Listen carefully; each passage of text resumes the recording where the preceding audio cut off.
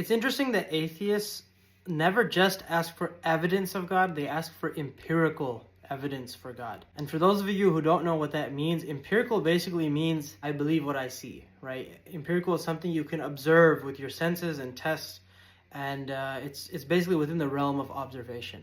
The reason that that is a common requirement and not any evidence runs with atheists is because there is a flawed belief. And that belief is that the only way to truth is through science.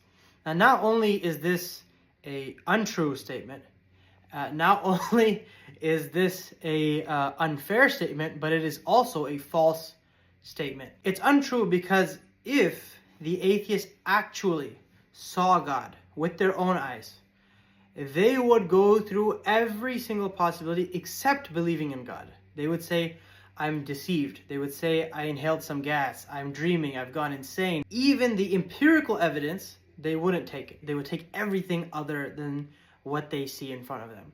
So it's not true that they actually need empirical evidence. It's just something that they're saying so they can excuse themselves from believing. And they also take unseen truths with much less evidence, right? So they believe in gravity, and they believe in quartz, and they believe in all these different things they have not seen or observed with their eyes, just based on the effects of those things, which are limited, and the effects of God is the universe and everything in it, which is much greater, but they refuse to take that.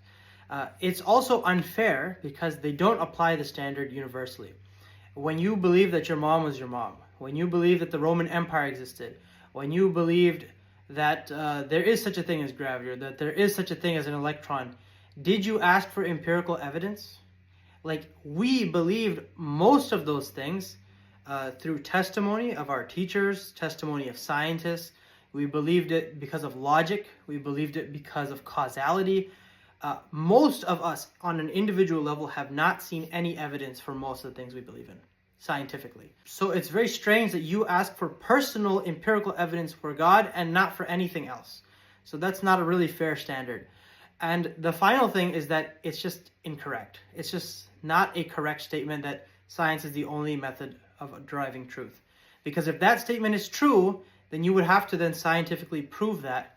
And even if you did, then you're saying that science is true because science says it's true, which is no different from saying that the Bible is true because the Bible says it's true. It's circular. And if you're unable to do that and you have to take something else to prove science being true, then you've defeated the statement already. So science is a path to truth, but there are others, and they all need to be respected, and many of them lead to God.